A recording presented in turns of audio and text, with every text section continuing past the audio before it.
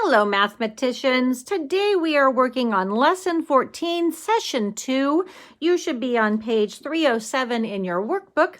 We are going to develop understanding of area. So yesterday we talked a little bit about area. Remember, area is the space that is covered. So remember yesterday, area is the space covered by a flat shape. So today we're going to look at more on rectangular shapes. So try these two problems. Look at square A to the right. Okay, it's telling us to look, so let's go ahead and look. Here's square A. What do you notice about square A? I notice that there are 4 smaller squares in square A. What do you notice about those squares? All the squares are the same size. That's important. All the squares are the same size. What else do we notice about the squares? They completely fill up square A. I also notice that there's no gaps and there's no overlap. Okay, use an inch ruler to measure the length and width of the square unit next to square A. What is the area of this square unit? Okay, now I know you guys may not have rulers. I printed one from the internet. If I take a look, it's a little bit, there we go, there's 0. So remember I put it at the 0 and there's my 1. So my square unit here has a measurement or a length of 1 inch. Now if I turn this and I measure, this one, I start at 0, and it's also a 1. So this is also 1 inch. So I would say that this square is 1 square inch because all 4 sides are 1 inch long. So it is 1 square inch. If you need to, practice saying that. 1 square inch. Now, what do you notice that they've done with this 1 square inch? They have actually used that to help measure our square A. Okay, let's go back and answer our questions. Okay, use an inch ruler to measure the length and width of the square unit next to square A. Okay, we did that. What is the area of this square unit?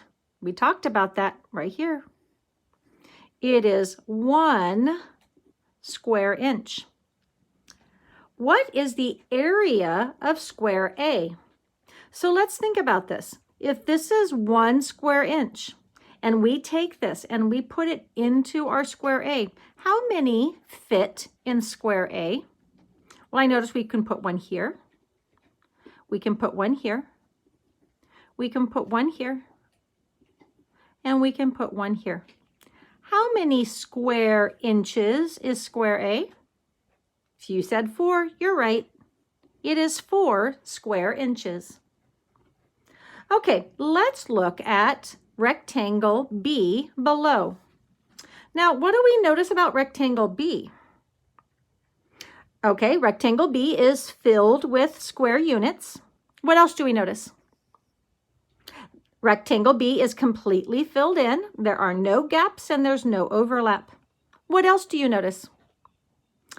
Each of the square units are exactly the same size. So notice they are the same size and they're very organized into lines and columns, right? Columns and rows.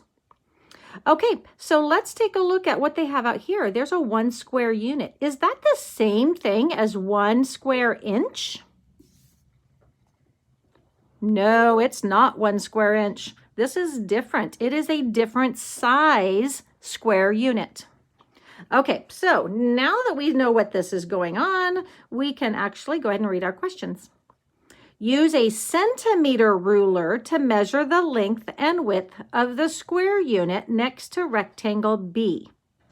They want us to use a centimeter ruler. Well, fortunately on my ruler, on one side we have inches. On the other side, we have centimeters. Okay, centimeters are smaller than inches. Now I'm going to kind of try to line this up. It's kind of I have that little gap right there. But notice that I start at my 0. My 0 starts on one side of the shape of the square. And then notice it goes to the 1 centimeter. So that's how I read this. From 0 to 1 is 1 centimeter. So this space right here is 1 centimeter. Now if I turn my paper and I measure again, notice I start at my 0. Can you see? Hopefully you can see. And then it goes to the 1. So this side is also 1 centimeter. So what would we call this square unit? It is 1 square centimeter. Now, when we write centimeter, we write cm, just so you know. Okay, now let's go back and look and make sure we've done our work. Use a centimeter ruler to measure the length and width of the square unit next to rectangle B. Okay, we did. Here's the length, here's the width. What is the area of this square unit? We talked about that. 1 square centimeter. We say 1 square because it's 1 on all 4 sides. So it makes 1 square, that is a centimeter on each side. So 1 square centimeter. Okay, in B, what is the area of rectangle B? How many of these square centimeters fit in here? So think about it. If I take this and put it here, and then I put it here, let's go ahead and count. You guys going to help me count? Let's count quick. 1, 2, 3, 4, 5, 6, 7, 8, 9, 10, 11, 12, 13, 14. Oh, you know what I'm going to do? That's a lot of counting. Yes, you could keep counting. But if this row has 7, I'm going to count by 7s. This is 7. Then this one would be 14. Then this one would be 21. Then this one would be 28. And this one would be 35. That's really interesting. If we're going to talk more about that in our next lesson. If you want to go back and fill them in so that you can see that, go ahead and do that. But I also noticed, remember, mathematicians like to find patterns. And I noticed that 7, I could count by 7s, and I didn't have to count them all by 1s. I could actually count by 7s and find out that there were 35 square centimeters. So however you need to. If you need to count by 1s, count by 1s. If you can skip count, then go ahead and skip count. Okay, let's turn the page over, 308. Oh, this is kind of cool. We are going to model it with non-rectangular shapes. What does non mean? Non means not. So these are not rectangular. So these are not rectangles. Okay, notice that these are not rectangles. We call these complex shapes when you get into the upper grades. Okay, so what we're going to do is we are going to number and count the square units to find the area of each shape. So they have started for us. Notice that we have square units. And how do we know that they're square units? There's something I notice here. Notice that all the square units are the same size. They are the same size squares. I also notice that there's no gaps and there's no overlap. So we can actually use our little unit squares to count the area. 1, 2, 3, 4, 5, 6, 7, 8, 9, 10. This non-rectangular shape has an area of 10 square units. Not so hard, is it? Okay, let's take a look at number 4. We have another non-rectangular shape. So let's go ahead and count our square units. Now remember, take a look at all the squares. Are they the same size? Yes. Is it all organized? Yes. Are there gaps? Nope. Is there overlap? Nope. And everything is filled in. So let's go ahead and count. 1, 2, 3, 4, 5, 6, 7, 8, 9. The area is how many square units? 9 square units. Nice job.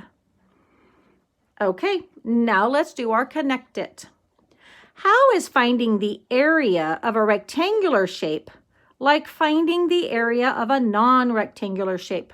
What was the same about finding the area on this side and finding the area with these non-rectangular? What's the same? How is finding the area of a rectangular shape like? That means they want to know, how is it the same? What did we do? We used the same size squares, right? Same sized square units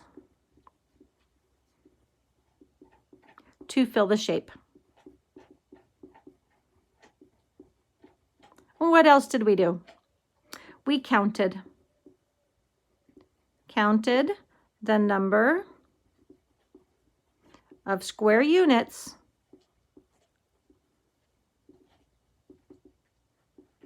that filled the shape. So the first thing we did is made sure that we had square units filling up the shape. Then we counted the shapes. That's how that's the same. Does it matter if one's a rectangle and one's a non-rectangle? Nope, it didn't matter. We could still count our area. Okay, so in number 6, explain how to find the area of the rectangle. How could you find this area? Then find the area. If you need to pause and write your information in, go ahead and do that. Then come back when you're done. Okay, the first thing that I did is I checked my squares. Okay, I checked to make sure that I filled in the area. I checked to make sure there's no overlap. I checked to make sure that there's no gaps. And I checked to make sure that they're all the same shape. Notice they're all the same size, right? Okay, then what did we do? We counted. And let's go ahead and count. 1, 2, 3, 4, 5, 6, 7, 8, 9, 10, 11, and 12. It is 12. How do we say it? It's 12 square units, right? The area equals 12 square units. Okay, now that we're done with page 308, I will have you start working on practice finding area. This is the practice page for session 2. Go ahead and practice page 309 and 310 on your own. Then come back and watch video number 2, and I'll go over the solutions with you.